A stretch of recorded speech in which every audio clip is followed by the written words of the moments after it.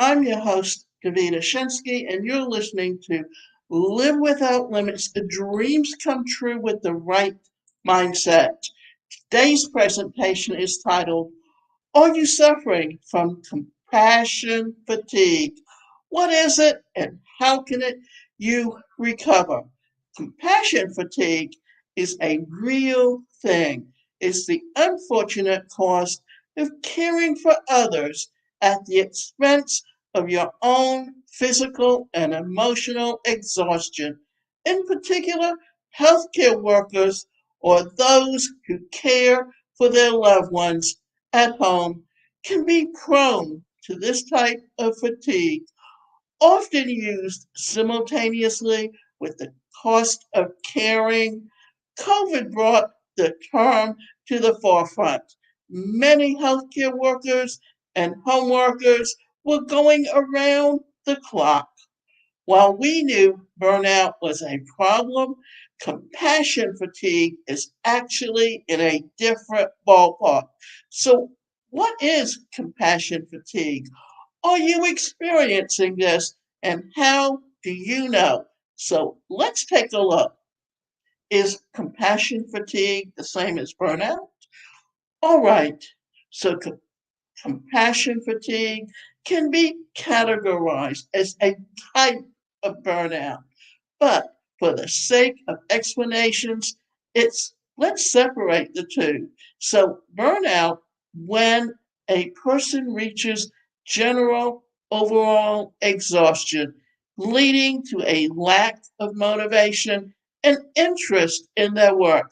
Compassion fatigue, in comparison, is sometimes called various vicarious trauma, and it involves the negative emotions of a person and what they may feel from helping others.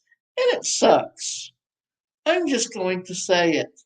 It sucks for a variety of reasons. For example, most of these individuals do care and don't want to experience these negative emotions.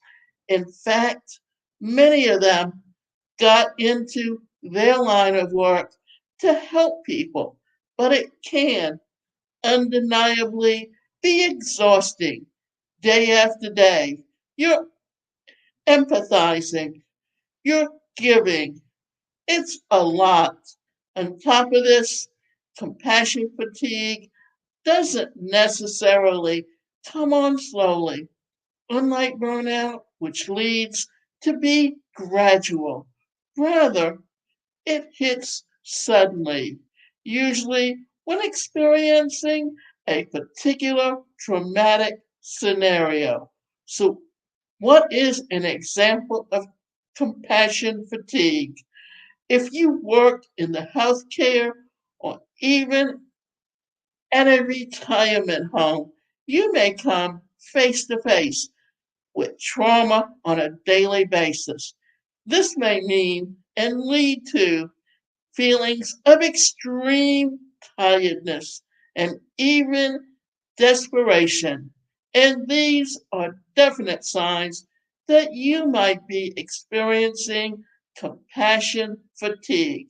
Other symptoms of compassion fatigue include drastic mood shifts, becoming more cynical, detaching from patients or clients, withdrawing from social connections, experiencing anxiety and depression, trouble sleeping, digestive issues. What are the 5 stages of compassion fatigue? The symptoms above coincide with the different stages of compassion fatigue.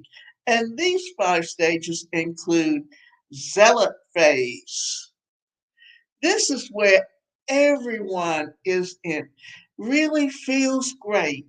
You love helping people, and you're able to keep a good balance in your personal and professional life. Irritability phase. This is where your passion may begin to dwindle. You might find yourself avoiding certain shifts due to certain patients or cutting corners. You may also begin to notice that your self care falls curbside around this time. Withdrawal. Your passion is a thing of the past. Clients merge into one another, and it might all become rather blurry. You find yourself getting tired and annoyed constantly. You begin to complain more, getting tired and more about your life professionally and personally. You may also begin to neglect social connections and again yourself. Zombie phase. This is where you're going through the motions, but not feeling a whole lot. You're almost become disassociated from your thoughts and feelings. You don't feel that you have a purpose. The previous meaning of your role is long gone, or it feels that way. Victimization or versus renewal. Either way, you come back and begin seeing the positives of life and work. Or you might leave the profession and pursue other passions that aren't as emotionally taxing. So, how do you fix compassion fatigue?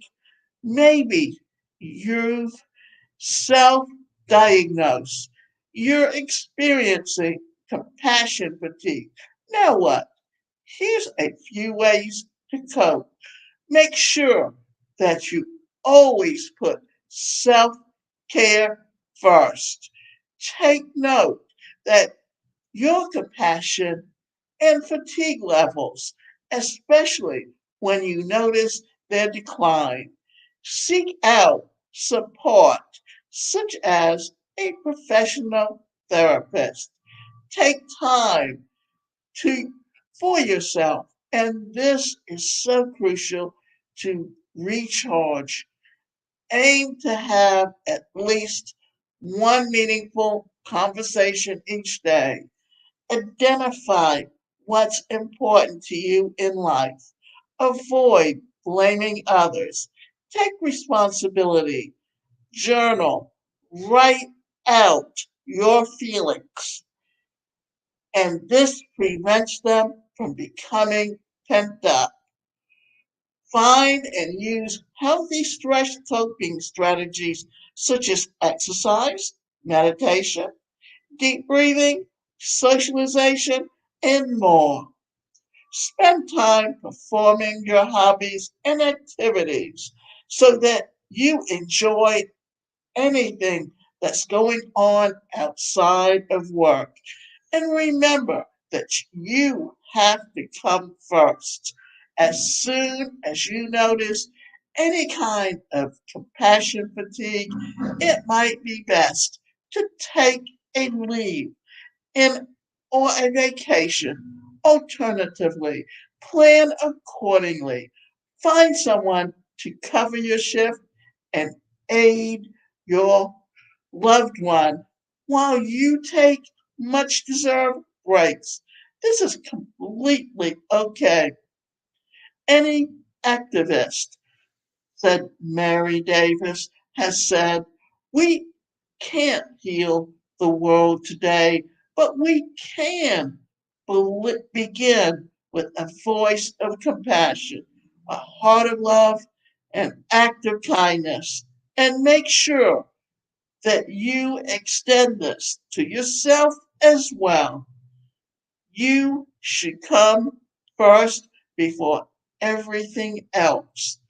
Now, often as we age, you will find someone as they age, they begin to get illnesses like Alzheimer's or anything where they're forgetful and they can't take care of themselves and they deteriorate. So what happens? Then the partner or the children become the caregiver. And when that happens, usually they take the brunt of the care. And over time, it becomes very taxing and it also causes this compression fatigue.